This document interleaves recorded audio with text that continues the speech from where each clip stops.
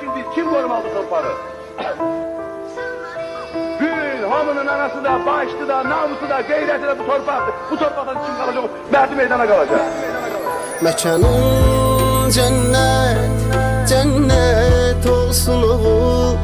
Qəbrin nurla, nurla dolsun oğul. Mekanın cennet, cennet olsun oğul.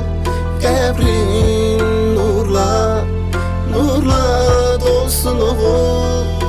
Bugün şehidim köçtü evimizden, itti gözümüzden, ama gitmir kalbimizden.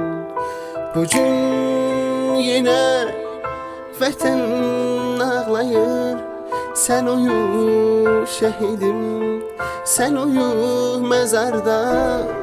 Mekanın cennet, cennet olsun oğul.